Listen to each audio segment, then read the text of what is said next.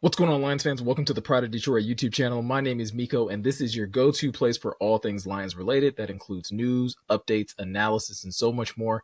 And today we will be talking about the first round draft pick that the Lions have selected in the 2025 draft. But before we get into that, if this is your first time checking out the Pride of Detroit YouTube channel, please be sure to hit that subscribe button.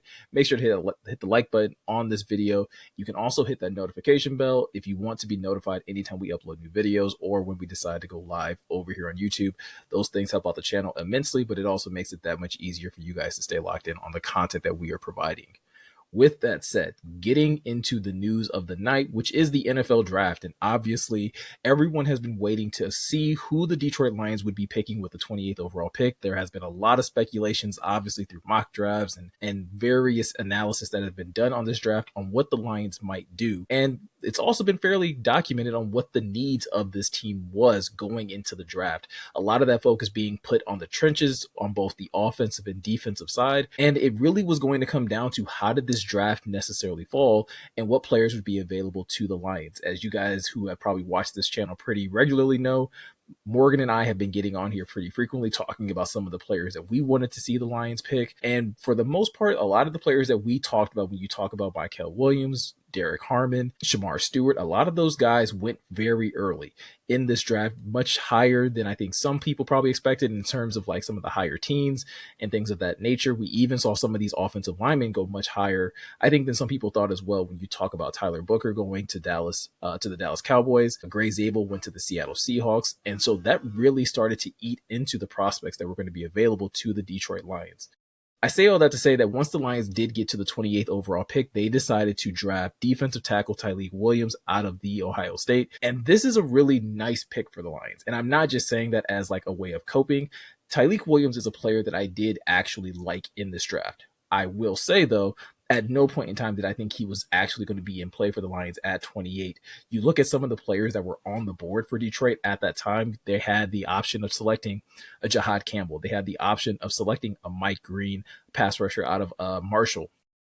They also had the option of selecting pass rusher Donovan Ezuraku, which is a pass rusher that we've been talking pretty heavily about. And even Brett Whitefield, when he was on this channel, really sang the praises of in terms of being a good addition to the Detroit Lions. However, the Lions decided to focus more on the interior of their defensive line, and that's exactly where I think Tyleik can still be a very good asset and why I did still like him as a potential fit for the Detroit Lions, because they still need more run stuffing when it comes down to their interior of the defensive line. Yes, they have DJ Reader. Yes, they did go out there and sign Roy Lopez, but Alim McNeill, as we all know, did suffer that ACL tear and is not expected to be back at least a month or two into the regular season. So with that being said, you need more depth when it comes down to stopping the run. And that is what Tyleike Williams does very, very well. He has graded out very well in PFF as a run stuffer, coming off of the 2024 season with his highest run stopping grade at 88.6. So he's definitely someone that's adept at being at least one of the early down players and someone that you could potentially play either next to DJ Reader or, again, just having on a rotation to come in and play next to Roy Lopez, maybe play next to Levi Onwuzurike, and you're not giving up a ton when you're talking about, being able to defend the run. I think this is also a really good long-term play, as it makes it easier if you decide that you want to go, walk away from DJ Reader after the season and not extend his contract further, or just, again, probably just release him or anything like that. You now have a cheaper, controllable contract for the interior of your defensive line, which is, again, something that the Lions need going forward. I understand that for a lot of fans, this is probably a pick that's not going to register very high on their excitement level because, again, of some of the names that were available. You talk about Mike Green as somebody that, is coming off a very productive season at Marshall, where, I believe he had around 17 sacks last year. You talk about Donovan Ezuraku had like 16 and a half. Those are things that I know people are going to look at and say like, hey, the Lions need to be able to get more pass rushers.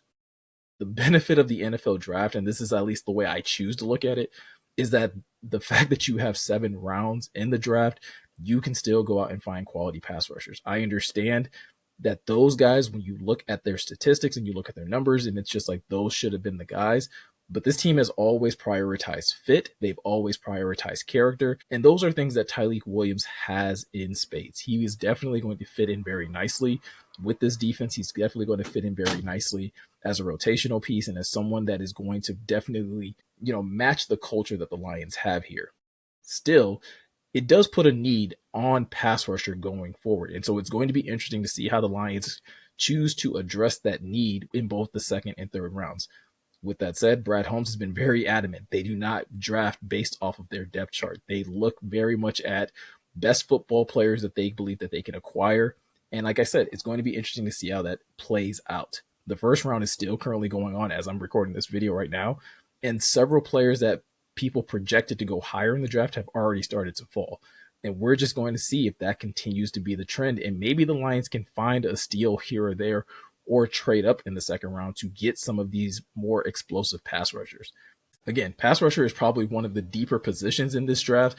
And so I'm going to at least preach patience. This is kind of like a running theme, I feel like, with the Lions. And when it comes to some of Brad's selections, I know people are going to be upset because they didn't pick a pass rusher, but at least they did add to the defensive line. It will at least help the Lions in early down situations because at the end of the day, if you can't stop the run, you never get the opportunity to rush the passer in the first place. Tyleique Williams is going to help them do that. He had a very productive career at Ohio State, was contributing ever since he's got there as a freshman and continued to do that all 4 years, with that final year ending with a national championship with Ohio State. So there's a lot of things to be excited about for this player. I'm excited to see him, again, get into the mix with the rest of this defensive line and see how it shakes up and see how often he plays. It's also worth noting that I think this is also kind of like an insurance pick in the fact that maybe the fact that Broderick Martin has just not panned out. And I think they were really expecting him to be, that big man in the middle to help against the run. And seeing as he has not been able to even crack the active day roster ever since they've drafted him, or at least not consistently crack the active day roster since they drafted him, I think this is another way of investing into that position going forward. But those are just some of my thoughts on the pick of Tyleik Williams.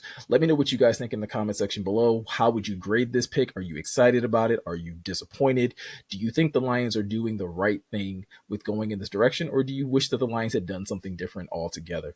Let me know in the comment section below. Also, if you're looking for any more information on Tyleik Williams and what this pick could possibly mean for the Lions going forward, you can always check out prideofdetroit.com. There is going to be numerous articles that are going to be put up there about him and just little things to help you get more familiar with Tyleik Williams in case you were not familiar about him or his game or whatever his strengths and weaknesses are. All of that can be found on the POD website.